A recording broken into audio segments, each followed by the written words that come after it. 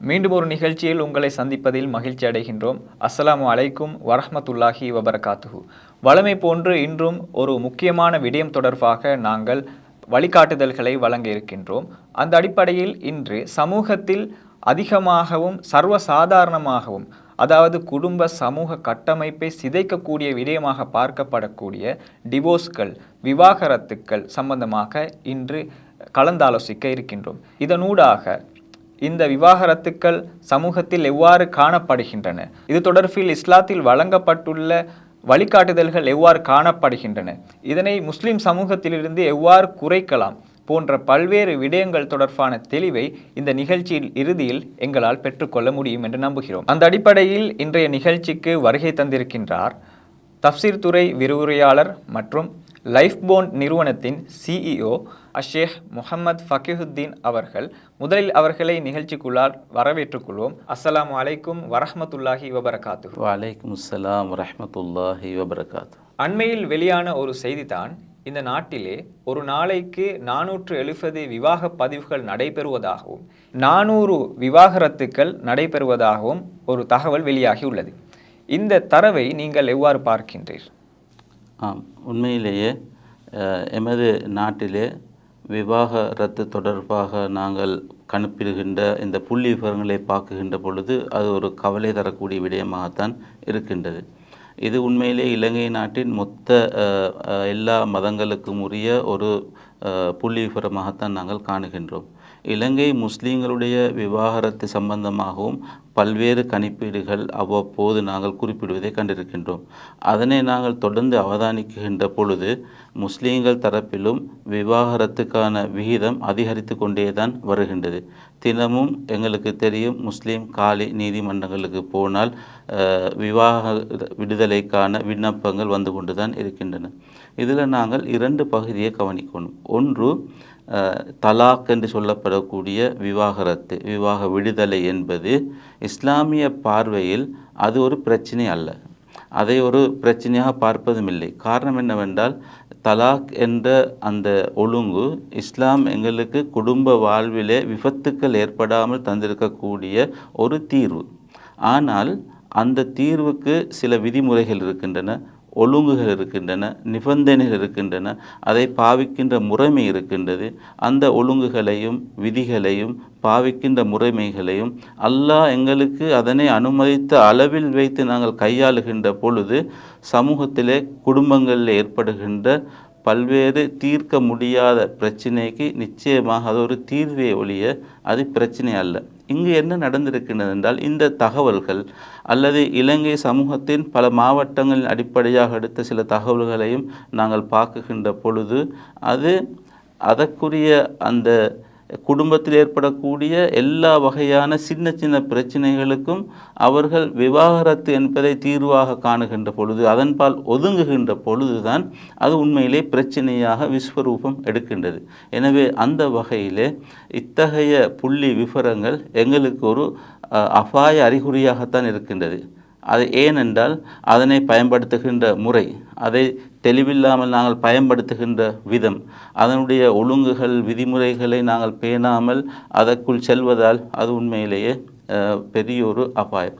அந்த வகையில் நாங்கள் எங்களுடைய சமூக ஒழுங்கை, குடும்ப கட்டுக்கோப்பை, திருமண ஒழுங்குகளை, திருமணம் முடிப்பதற்கு முந்தி உள்ள சூழல்களை எல்லாம் கவனத்தில் கொண்டு ஒழுங்குபடுத்தி நெருப்படுத்தி மிக செவ்வனே சிறந்த ஒரு தம்பதி வாழ்க்கை ஒன்றை கொண்டு செல்வதற்காக, மன வாழ்க்கை ஒன்றை கொண்டு செல்வதற்காக, மகிழ்ச்சியான குடும்ப வாழ்க்கை ஒன்றை கொண்டு செல்வதற்காக நாங்கள் தொழில்பட வேண்டிய ஒரு பெரிய தேவை ஒன்று இருக்கின்றது.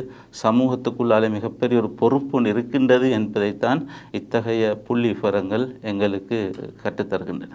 விவாகரத்துக்கள் நடைபெறுவதற்கு பல்வேறு காரணங்கள் காணப்பட்டாலும் இதிலே குறிப்பிட்டு கூறக்கூடிய காரணங்கள் எவை என்று கூற முடியுமா? பொதுவாக விவாகரத்து என்று சொல்லும் பொழுது உலகளாவிய ரீதியில் ஒரு பிரச்சனையாக அது நாங்கள் காணுகின்ற பொழுது அது ஒரு அவர்களுக்கு அவர்கள் எதிர்பார்க்கிற விதத்தில் அல்லாமல் நடக்குகின்ற பொழுது சர்வதேச ரீதியாகவும் எங்களுக்கும் பெரிய ஒரு பிரச்சனை ஒன்று இருக்கின்றது. எப்படி என்னென்றால், அந்த விவாகரத்து என்ற விடயத்தில் அல்ல, அதை தவறாக பிரயோகிப்பதனால். அந்த வகையில் எமது சமூகத்துக்குள்ளால் இலங்கையில் மாவட்டங்கள் அடிப்படையில் சில ஆய்வுகள் செய்யப்பட்டிருக்கின்றன. அண்மையில் ஒரு 2017ஆம் ஆண்டு அளவில் களுத்தறை மாவட்டத்தை மையமாக கொண்டு மேற்கொள்ளப்பட்ட ஆய்வொன்றில் அந்த பகுதியில் வாழக்கூடிய முஸ்லீம் குடும்பங்களில் ஏற்படக்கூடிய விவாகரத்துக்கான காரணங்கள் என்று பார்க்குகின்ற பொழுது அவர்கள் பல காரணங்களை குறிப்பிட்டிருந்தார்கள். அது பொதுவாக ஏனைய மாவட்டங்களிலும் இருக்கக்கூடிய காரணங்களாகவும் எங்களுக்கு கொள்ளலாம். உண்மையில் விவாகரத்துக்குரிய முக்கியமான காரணங்கள் என்று சொல்லுகின்ற பொழுது அவை மாவட்டத்துக்கு மாவட்டம் வித்தியாசப்படும். கொழும்பு மாவட்டத்தில் இருக்கிற பிரச்சனைகள் கிழக்கு மாகாணத்தில் உள்ள மாவட்டங்கள் இருக்காது. களுத்தறையில் மாவட்டத்தில் இருக்கக்கூடிய பிரச்சனை கம்பா மாவட்டத்தில் இருக்காது. அது இடம், சூழல், காலம், குடும்ப அந்த விடயங்களை பொறுத்து மாறுபடும். பொதுவாக இன்று நாங்கள் பார்க்குகின்ற பொழுது விவாகரத்துக்கான மிக முக்கியமான காரணங்களில் ஒன்று போதை வஸ்து காரணமாக குடும்பத்திலே பிணக்குகள் ஏற்படுகின்றன, குடும்ப வாழ்வு சிதைவுறுகின்றன, அது தலாக்கில் போய் முடிவடைகின்றது விவாகரத்தில். அதே போன்று மிக முக்கியமான இன்னொரு காரணம் எங்களுக்கு தனியாகவும் அதை பேசலாம், 3ஆம் தரப்புடைய தலையீடு. இது இன்னொரு முக்கியமான இன்று இருக்கக்கூடிய விவாகரத்துக்கு ஒரு முக்கியமான காரணங்களாக நாங்கள் காணக்கூடியதாக இருக்கின்றது. அதே மாதிரி தான் சீதனம் என்ற அந்த சாபக்கேடு அது விசுவரூபம் எடுக்குகின்ற பொழுது குடும்பத்தை சிதைக்கக்கூடிய ஒரு நிலையாக இருக்குது.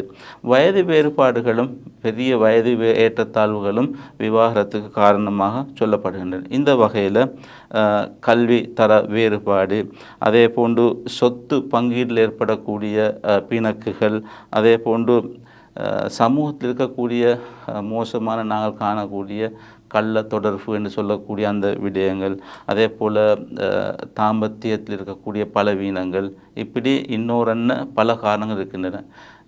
இன்று இந்த காரணங்கள் அல்லாமல் மிகவுமே அற்பமான சில காரணங்கள், மிகச் சாதாரணமான சில விடயங்களும் விவாகரத்து வரை போகக்கூடிய நிலைமைகளை நாங்கள் காண்கிறோம்.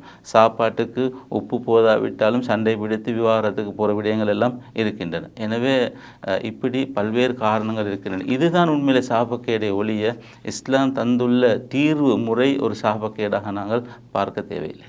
பொதுவாக சமூகத்தில் பரப்பப்பட்டுகிற ஒரு கருத்து தான் விவாகரத்துக்கள் நடைபெறுவதற்கு பெண்கள் தான் காரணம் என்று. இது ஏற்றுக்கொள்ளக்கூடிய ஒரு கருத்தா? அதனை நாங்கள் ஏற்றுக்கொள்ள முடியாது. ஏனென்றால் குடும்பம் என்று வருகின்ற பொழுது அங்கே பல தரப்பு அதுக்கு இணைகின்றார்கள். கணவன், மனைவி, அதே போன்று மாமா, மாமி, சகோதர சகோதரிகள் எல்லாரும் இணைந்து வாழக்கூடிய ஒரு சூழல். அந்த சூழலிலே அதற்கான அந்த காரணம், விவாகரத்துக்கான காரணம் என்று வருகின்ற பொழுதும் பல்வேறு பகுதிகளில்தான் அது உருவாகும். அதனை நாங்கள் ஒரு தரப்பின் மீது சாட்டி இவர்கள்தான் காரணம் என்று சொல்வதற்கு முடியாது. சில வேளை குடும்பத்தில் இருக்கக்கூடிய அல்லது கணவன் மனைவி அவங்களோட பந்தத்தில் வாழுகின்ற பொழுது அவங்களுக்கு வரக்கூடிய அழுத்தத்தின் காரணமாக பெண்கள் விவாகரத்துக்கு முந்துவது அதிகமாக இருக்கலாம். சில மாவட்டங்களில் விவாகரத்துக்காக பதிவு செய்த விண்ணப்பங்களை பார்க்குகின்ற பொழுது பெண்கள் அதிகமாக இருக்கின்றதை நாங்கள் காணுகின்றோம். ஆனால் அதனுடைய அர்த்தம் அவர்கள் அதற்கு காரணமாக இருக்கின்றார்கள் என்று சொல்ல முடியாது. ஏனென்றால் அது இரு தரப்பு அல்லது முத்தரப்பு அல்லது பல்தரப்பு காரணமாக எழும்பக்கூடிய ஒரு பிரச்சனை என்ற வகையில் அதை ஒரு சாராரில் நாங்கள் ஒதுக்கி அவர்கள் காரணமாக தான் இது நடக்கின்றது என்று சொல்லி ஒரு நாளும் சொல்ல முடியாது. அதுக்கு வேறு காரணம், புரிந்துணர்வு இல்லாமல் வரும், அது இரு தரப்புக்கும் வரும், அல்லது அவர்கள் இன்னும் தங்களுடைய அந்த வாழ்க்கையை வாழ தெரியாத ஒரு காரணமாக இருக்கும். அப்போ அப்படியெல்லாம் வருகின்ற பொழுது அல்லது இளவயது திருமணங்கள் என்று வருகின்ற பொழுது பிரச்சனைகள் வரும். இப்படி பெற்றோர்கள் தரப்பிலையும் சார்ந்து வரக்கூடிய விடயங்களும் அதில் இருக்கின்றன. எனவே ஒரு தரப்பை மாத்திரம் குற்றம் சாட்டுவது பிழையான. இன்றைக்கு இந்த சோசியல் மீடியாக்களும் விவாகரத்துக்கள் நடைபெறுவதற்கான ஒரு முக்கியமான காரணமாக பார்க்கப்படுகின்றதல்லவா? ஆம், இந்த வீடியோ இடத்துல நாங்கள் சோசியல் மீடியா என்று வருகின்ற பொழுது அதனுடைய நன்மை தீமைகள் பற்றி என்பதெல்லாம் பேசப்படுகின்ற ஒரு காலம். சிறுவர்கள் அதிலிருந்து பாதுகாக்கப்பட வேணும், காரணம் அவர்கள் அதற்கு அடிமையாக இருக்கின்றார்கள் என்று நாங்கள் காணுகின்றோம். இதே போன்றுதான் குடும்ப வாழ்விலும் கணவன் மனைவிக்கிடையிலே பிணக்குகள் உருவாவதற்கு நிச்சயமாக அது காரணமாக அமைவதற்கு இடம்பாடு இருக்கின்றது.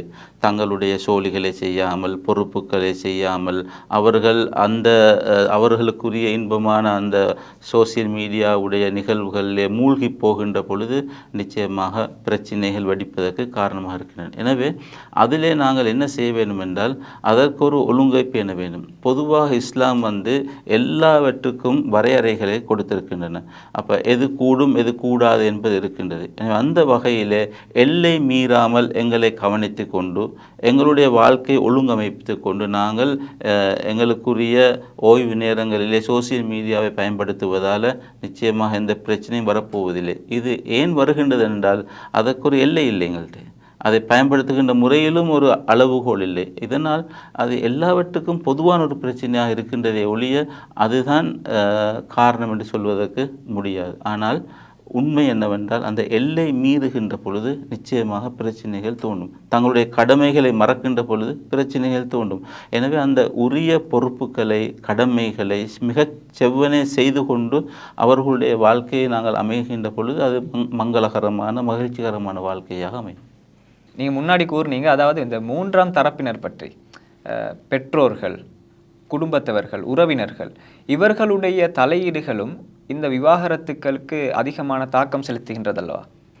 சில மாவட்டங்களிலே மூன்றாம் தரப்புடைய தலையீடு தான் விவாகரத்துக்கான பிரதானமான காரணங்களாக இருக்கின்றது.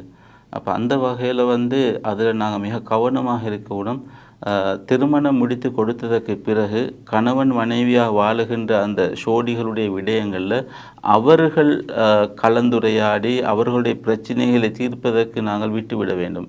பெற்றோர்களோ அல்லது மாமா மாமி என்ற வகையிலோ அல்லது சகோதரிகள் என்ற வகையிலோ அல்லது மைனி மச்சான் என்ற வகையிலோ குடும்ப தரப்பு மூன்றாவது தரப்பாக அவர்களுடைய விடயங்களில் அழுத்தங்களை கொடுக்குகின்ற பொழுது, தங்கள் சார்பாக நிற்குமாறு அவர்களை வேண்டுகின்ற பொழுது அல்லது தங்களுடைய கருத்துக்களை திணிப்பதற்கு முயற்சிக்கின்ற பொழுது தான் பிரச்சனைகள் வெடிக்கின்றன.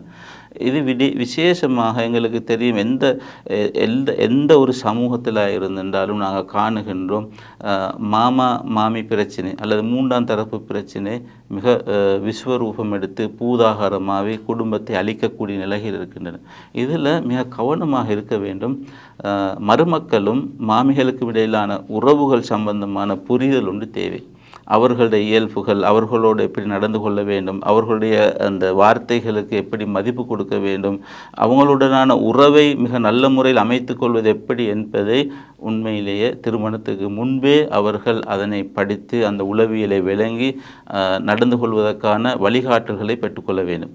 அடுத்தது மாமிமார்களை பொறுத்த மட்டிலே அவங்களுடைய மருமக்களுடைய விடயங்களிலே பிரச்சினைகள் வருகின்ற பொழுது அல்லது அவர்கள் தங்களுடைய பிரச்சினைகளை கலந்துரையாடி முடிவெடுக்குகின்ற பொழுது இவர்கள் தலையிடாமல், அவர்கள் தங்களுடைய கருத்துக்களை திணிக்காமல் அவர்கள் சுயமாக முடிவெடுப்பதற்கு சுதந்திரமாக விட வேண்டும். அவ்வாறு விடுகின்ற பொழுது எந்த பிரச்சனையும் வருவதில்லை. இங்கு நடப்பதன் என்றால் மூத்தவர்கள் தங்களுடைய அந்த விருப்பு வெறுப்புகளுக்கு ஏற்ப மருமகள் அல்லது மருமக்கள் நடக்க வேண்டும் என்று சொல்லி அவர்கள் அடம் பிடிப்பது தான் இந்த பிரச்சனைகளுக்கு காரணமாக இருக்கின்றது. இஸ்லாம் அந்த வகையில் அதில் மிக கவனமான வழிகாட்டல் கொடுத்திருக்கின்றது. ரசூலுல்லாவுடைய வாழ்க்கையை போய் பார்த்தா அவர்களுடைய திருமண வாழ்விலே பல கட்டங்களிலே விட்டு கொடுத்து புரிந்துணர்வோடு முடிவெடுப்பதற்கான அந்த சுதந்திரத்தை எல்லாம் கொடுத்து நடந்திருக்கின்றார்கள். ஒரு உதாரணத்தை மட்டும் இடத்துல நான் ஞாபகப்படுத்துகின்றேன். ஸல்லல்லாஹு அலைஹி வஸல்லம் அவர்களுக்கு மிகவும் வாய்ப்பு வசதிகள் எல்லாம் வந்த சந்தர்ப்பத்திலே மதீனா வாழ்க்கையிலே மனைவிமார்கள் எல்லோரும் செலவுக்கான அந்த தொகையை அதிகப்படுத்தி தருமாறு கேட்டார்கள். அதாவது மக்காவில் இருக்கின்ற மாதிரி அல்ல, மதீனாவில் நிறைய செல்வங்கள் இருக்கின்றன, வாய்ப்பு வசதிகள் ரசூலுல்லாஹ்க்கு இருந்தது. அப்போ மனைவிமார்கள் சொன்னார்கள், எங்களுடைய வளமையான செலவுக்கு கொடுக்கக்கூடிய காசு அதிகரிக்கப்பட வேண்டும், கூடுதலாக எங்களுக்கு தரணும்னு சொல்லி அது ஒரு பிரச்சனையாக மாறியது. அதுபோல் ரசூல் ஸல்லல்லாஹு அலைஹி வஸல்லம் ஒரு மாத காலம் தங்களோட மனைவிகளை விட்டு ஒதுங்கி இருந்தார்கள்.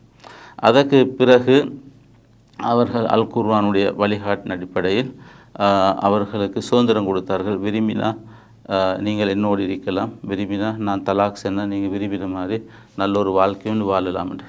அதுக்கப்புறம் எல்லாரும் ரசூல் ஸல்லல்லாஹு அலைஹி வஸல்லம் அவர்களோடு தான் வாழ்வதாக முடிவெடுத்து ரசூல் ஸல்லல்லாஹு அலைஹி வஸல்லம் இருந்தார்கள். இந்த நிகழ்வு ஒரு விரிவான சம்பவம்.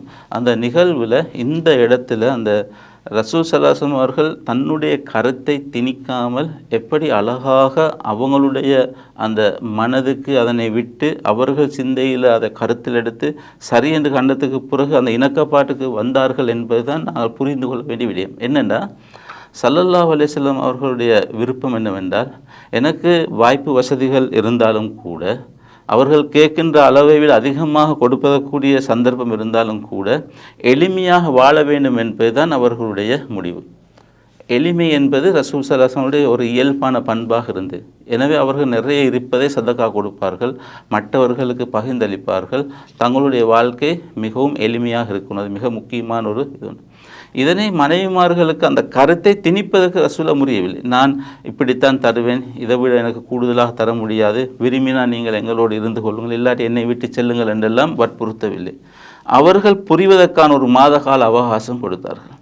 அதற்கு பிறகும் கூட அல்லாஹு தஆலா அல் குர்ஆன் வசனத்திலே அவர்களுக்கு வேணுமென்றால் நீங்கள் தலாக் சொல்லி அனுப்புங்கள் என்று சொல்லியிருந்தாலும் கூட ஸல்லல்லாஹு அலைஹி வஸல்லம் அவர்கள் ஒவ்வொரு மனைவியாக தனித்தனியாக அழைத்து, நீங்கள் உங்களோட சொந்த முடிவெடுக்காமல் என்னோடு வாழ்வதா அல்லது விரும்பிய மாதிரி வசதி வாய்ப்போடு வாழ்வதா என்பதை உங்கள் பெற்றோர்களோடு கலந்துரையாடி கதைத்துவிட்டு நீங்கள் முடிவெடுங்கள் என்று அனுப்பினார்கள். இருந்தும் அந்த உத்தம சஹாபா பெண்மணிகள், ரசூல் ஸல்லல்லாஹு அலைஹி வஸல்லம் மனைவிமார்கள், எங்களுடைய தாய்மார்கள், உம்மஹாத்துல் முஃமினீன், அந்த இடத்திலேயே ரசூல் ஸல்லல்லாஹு அலைஹி வஸல்லம் அவர்களுடைய அந்த முடிவு தான் மிகச் சரியானன்னு ஏற்று அதற்கு உடன்பட்டு போனார்கள். இது உண்மையிலேயே அழகான, எந்த ஒரு விஷயத்தையும் கணவன்மார் மனைவிமாருக்கோ மனைவிகள் கணவனுக்கோ திணிக்கக்கூடாது என்ற அந்த செய்தியை எங்களுக்கு தருகின்றது. இது மாமிமார்களுக்கு மிக பொருத்தமான ஒரு விஷயம். அவர்களும் திருமணம் முடித்து கொடுத்ததற்கு பிறகு அவர்கள் வயது வந்தவர்கள், சிந்திக்க தெரிந்தவர்கள், அவர்களுக்கு நாங்கள் வழிகாட்ட வேண்டும். அந்த வழிகாட்டல் என்பது அவங்களுடைய கருத்தை திணிக்கக்கூடியதாகவோ தன் சார்பாக அவர்கள் முடிவெடுக்க வேண்டும் என்றோ நாங்கள் நினைக்கக்கூடாது. அவர்களுக்கு வழிகாட்டலோடு விட்டுவிட வேண்டும். அவர்கள் சுதந்திரமாக தீர்வுகளை எடுக்கக்கூடிய இடத்துக்கு கொண்டு போனென்றால் இந்த மூன்றாம் தரப்புடைய பிரச்சனைகளிலிருந்து ஓரளவுக்கு குறைத்து அவர்கள் சந்தோஷமாக வாழ்வதற்கு வழிகாட்டலாம். ரசூல் ஸல்லல்லாஹு அலைஹி வஸல்லம் அவர்கள் காட்டி தந்த ஒரு வழிமுறை தான், ஒரு பெண் 4 காரணங்களுக்காக திருமணம் முடிக்கப்படுகின்றாள். ஒன்று அவளுடைய செல்வம், 2வது அவளுடைய அழகு, 3வது அவளுடைய குடும்பம், 4வது அவளுடைய தீன் மார்க்கம். இதில் 4வதை பற்றி பிடித்து கொள்ளுங்கள் என்று ஸல்லல்லாஹு அலைஹி வஸல்லம் அவர்கள் கூறியுள்ளார்கள். இந்த சுன்னா பின்பற்றப்படாமையும் விவாகரத்துக்கான ஒரு காரணம் அல்லவா? ஆம், இதனை நாங்கள் எப்படி பார்க்க வேண்டும் என்றால், ரசூல் ஸல்லல்லாஹு அலைஹி வஸல்லம் அவர்கள் ஒரு சமூகத்தில் திருமணம் நடைபெறுகின்ற பொழுது எந்த இயல்பில் நடைபெறும் என்பதை குறிப்பிட்டிருக்கின்றார்கள். பொதுவாக எல்லா மனிதர்களும் அழகை விரும்புவார்கள். நல்ல குடும்பத்தில், பரம்பரையில், உயர்ந்த குலத்தில் மனைவி அமைய வேண்டும் என்று விரும்பக்கூடியவர்களும் இருக்கின்றார்கள். எனவே சொத்துக்காகவோ செல்வங்களுக்காகவோ குடும்பத்துக்காகவோ அழகுக்காகவோ திருமணம் முடிக்கக்கூடிய இயல்பு இருக்கின்றது. ஆனால் ஸல்லல்லாஹு அலைஹி வஸல்லம் சொல்லுகின்றார்கள், வழிகாட்டுகின்றார்கள், இதிலே வெற்றி பெறக்கூடிய திருமண வாழ்வு என்றால் மார்க்கத்துக்காக திருமணம் முடிப்பது. எனவே இந்த வகையில் மார்க்கத்துக்காக திருமணம் முடித்தல் என்ற அந்த பகுதியைத்தான் இஸ்லாமிய அறிஞர்கள் ஒரு தீனின் அடிப்படையில் குடும்ப வாழ்க்கை அமைகின்ற பொழுது எப்படி எப்படி இருக்க வேண்டும் என்பதை விளங்கப்படுத்தியிருக்கின்றார்கள். அதுக்கு உள்ளால வரும் பொருத்தப்பாடு என்று. எனவே அந்த வகையில் தங்களுடைய அந்த பொருத்த ஏற்ப சமூக தரத்துக்கு ஏற்ப அந்த திருமண வாழ்வுகள் ஒழுங்குபடுத்தப்பட வேண்டும் என்பதெல்லாம் தீனுக்குள்ளால் வரக்கூடிய ஒரு விஷயம். அந்த வகையில் இஸ்லாம் காட்டித்தந்த பொதுவான வாழ்க்கை வழிமுறை, குடும்ப வாழ்வின் அந்த எல்லைகளை நாங்கள் மீறுகின்ற பொழுதுதான் அவங்களோட வாழ்க்கையில் பிணக்குகளும் பிரச்சனைகளும் உருவாகி அவங்க அதை ஒரு கட்டுப்பாட்டுக்குள் கொண்டு வராத நிலை வரக்கின்ற பொழுது எல்லை மீறி ஒரு விளைவுக்கு அது போகின்றது. அந்த வகையில் இஸ்லாம் காட்டி தந்த மிக அழகான வழிமுறையில் உண்டான மார்க்கத்தை முற்படுத்தி திருமணம் முடிக்குகின்ற பொழுது அது அருள் நிறைந்ததாக, பரக்கத் நிறைந்ததாக, அது மகிழ்ச்சியான வாழ்க்கைக்கு துணை கொடுக்கக்கூடியதாக அமையும் என்பது உண்மை. இந்த விவாகரத்துக்களின் காரணமாக குடும்ப சமூக கட்டமைப்புகளில் எவ்வாறான விளைவுகள் ஏற்படுகின்றன? உண்மையிலேயே விவாகரத்து என்று வருகின்ற பொழுது நிச்சயமாக அது பல்வேறு பாதிப்புகளை ஏற்படுத்தும். முதலாவது தன்னிலே ஒரு பாதிப்பை ஏற்படுத்தும், சமூகத்தில் பாதிப்பை ஏற்படுத்தும், குடும்ப உறவுகள் எல்லாம் பாதிப்பை ஏற்படுத்தும். சில பொழுது விவாகரத்தின் காரணமாக அந்த மணமகள் விரக்தி அடையக்கூடும். அவளுடைய மனதிலே அவள் உளவியல் ரீதியாக பெரியோரு பாதிப்பு ஏற்படுத்தக்கூடும். சில சந்தர்ப்பங்களில் தற்கொலை செய்து கொள்வதற்கு கூட அந்த அந்த மனங்கள் தூண்டும். அந்த வகையில் மிகப்பெரிய ஒரு பாதிப்பு அதனால் ஏற்படும் என்பது உண்மை. சமூகவியல் ரீதியாகவும் விவாகரத்துக்கள் அதனுடைய ஒழுங்கில் செய்யப்படாமல் அதனை துஷ்பிரயோகம் பண்ணுகின்ற பொழுது மிகப்பெரிய கொடிய நோய்கள், தேவையில்லாத சட்ட ரீதியற்ற உறவுகளுக்கான வழிமுறைகள் எல்லாம் ஏற்படும். சமூகத்தில் அந்தஸ்தில்லாத ஒரு நிலையெல்லாம் வரும். பாவகாரியங்கள் எல்லாம் ஈடுபட வேண்டிய ஒரு சூழல் எல்லாம் உருவாகும். அதனால் நோய்கள் எல்லாம் வரும்.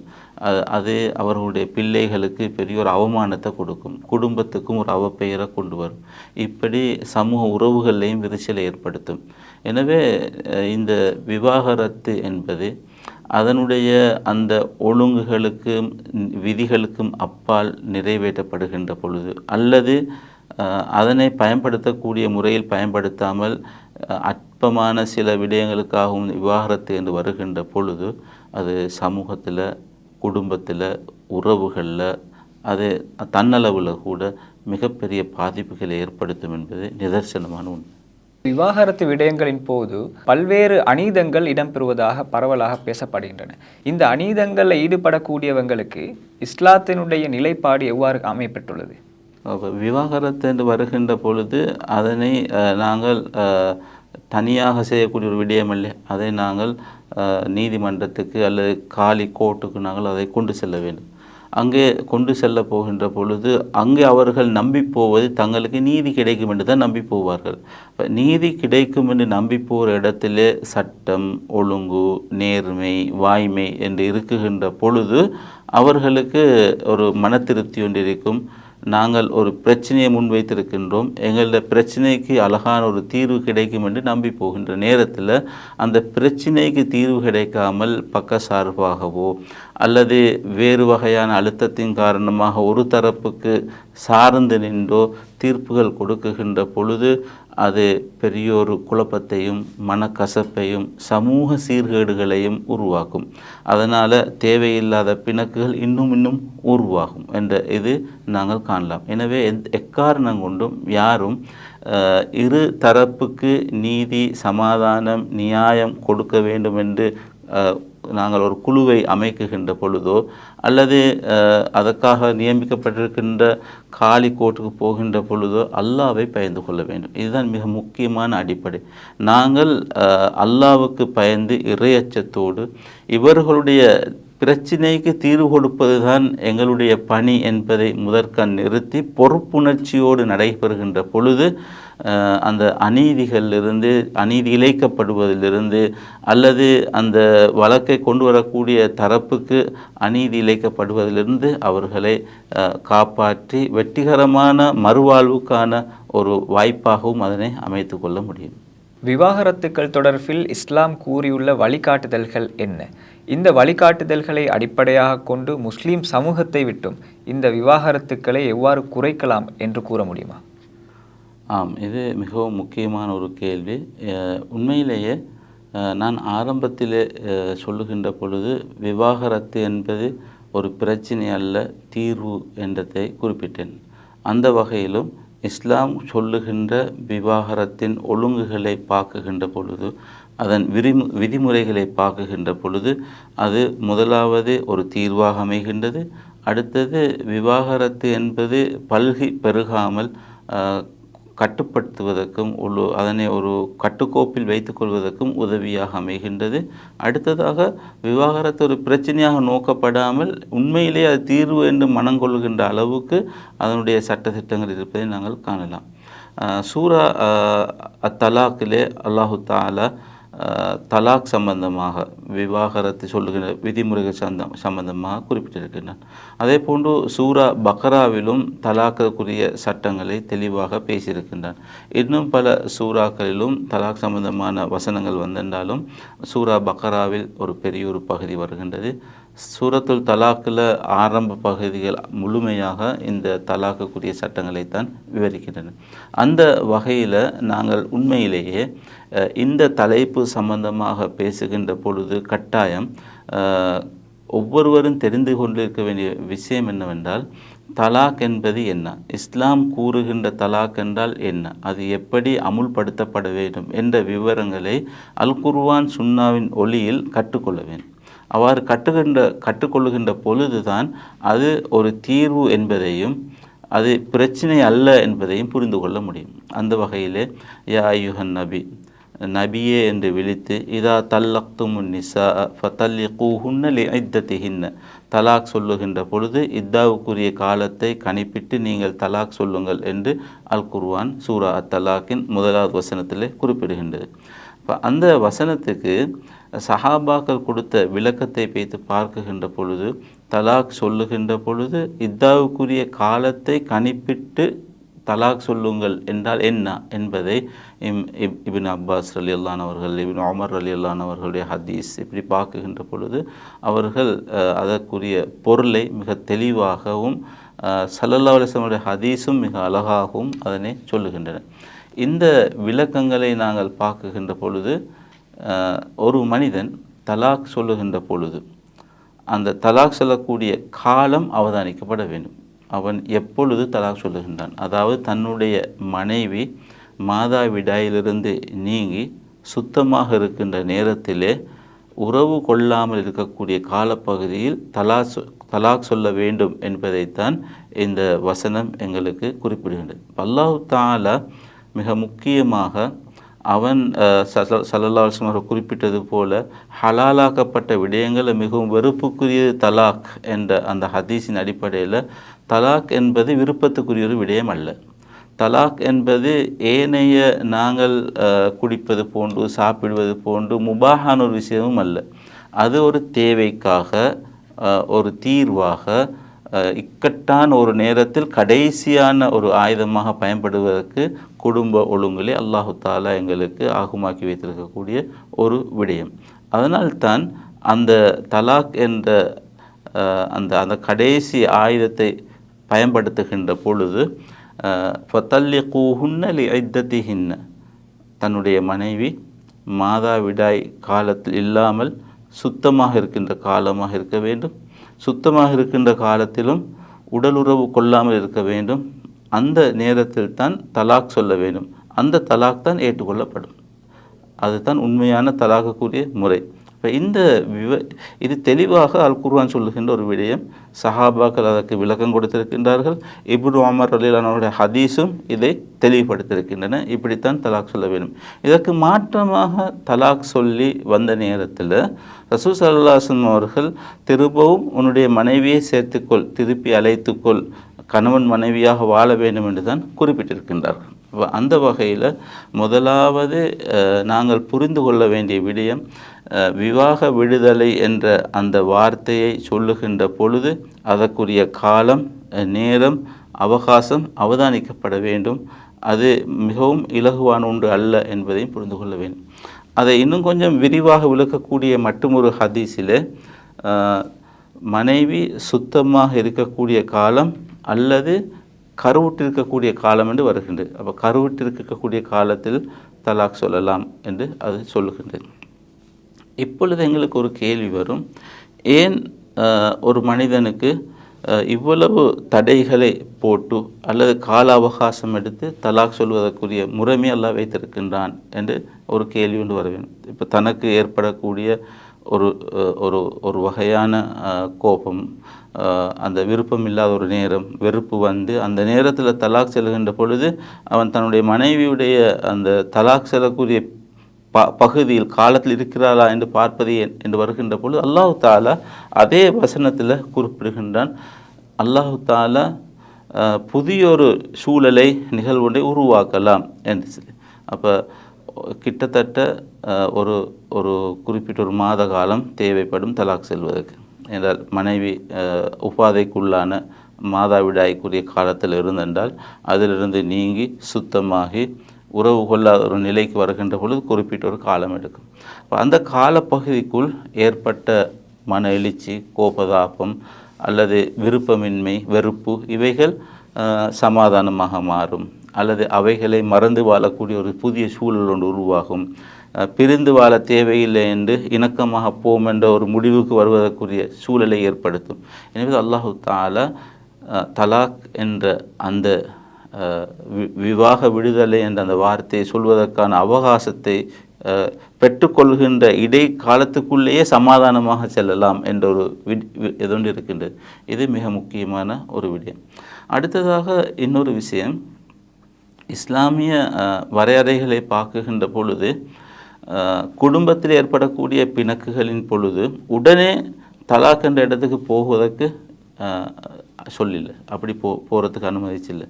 முதலாவது அவர்களுடைய பிரச்சனைகளை அவர்களே சமாளித்து விட்டு கொடுத்து புரிந்துணர்வோடு சரி செய்து கொள்ள இயலுமான்னு பார்க்க வேண்டும்.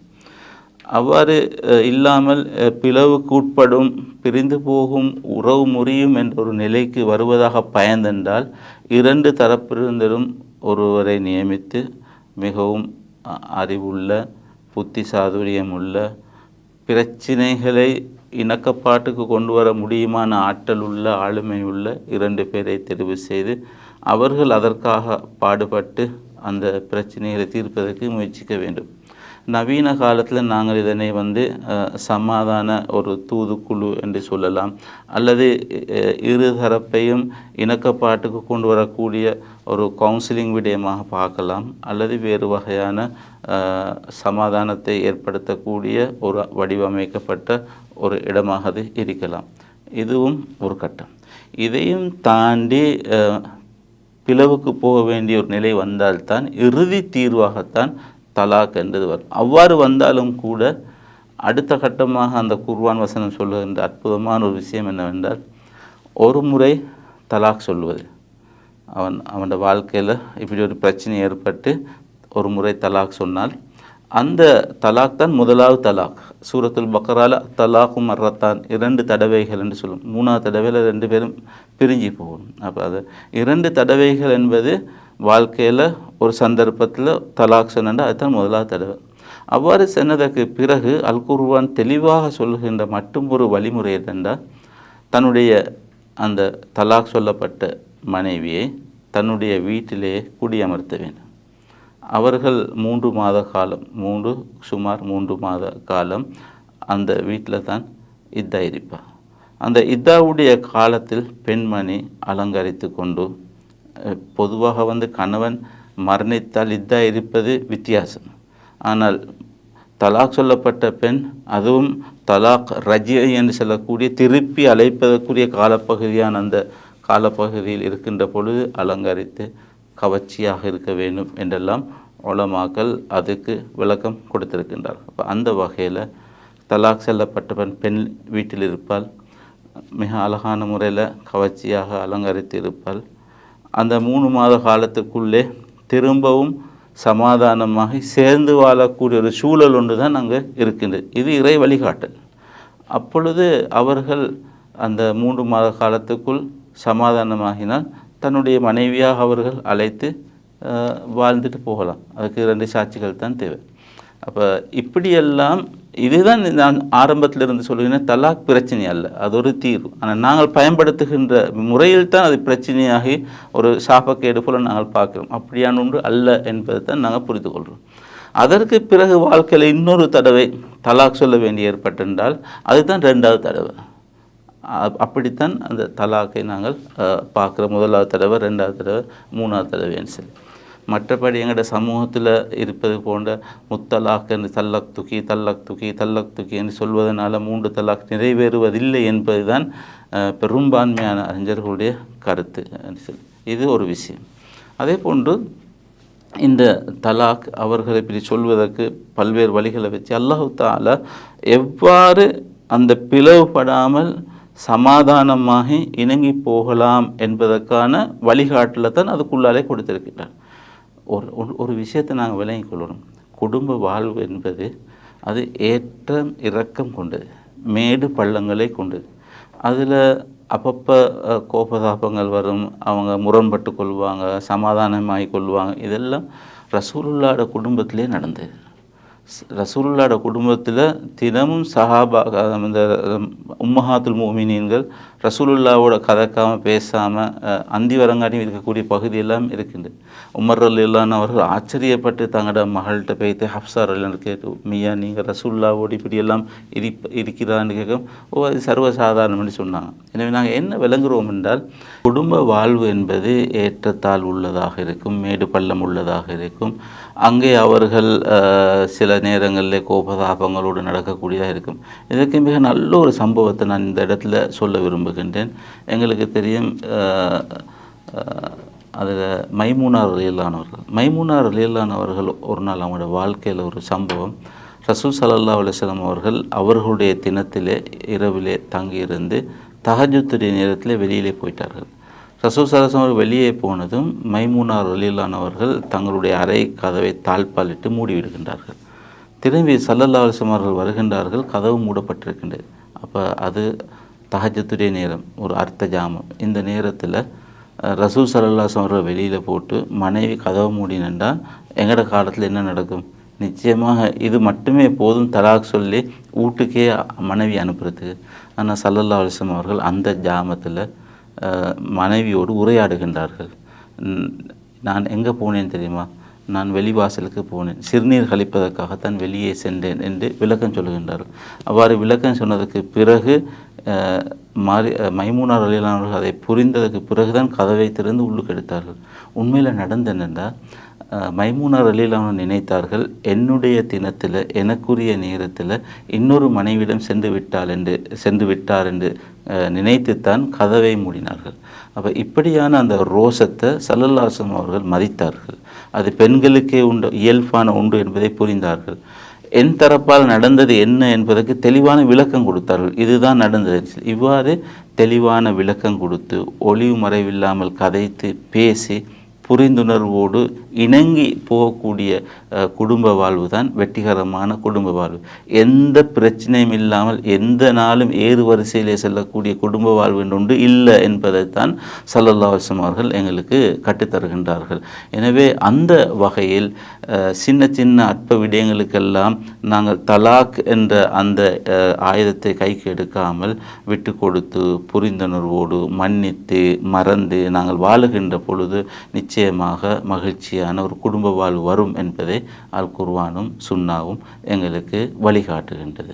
அந்த வகையில் இஸ்லாம் சொல்லுகின்ற அந்த தலாக் என்ற மன முறிவு என்ற விடயம் ஒரு பிரச்சனை அல்ல, அது ஒரு தீர்வு.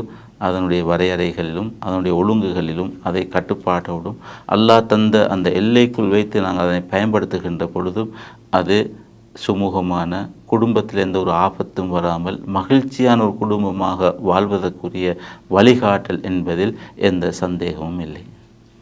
ஆம், இன்றைய கலந்துரையாடல் பல்வேறு வகையிலும் பயனுள்ளதாக அமைந்திருக்கும் என்று நம்புகின்றோம்.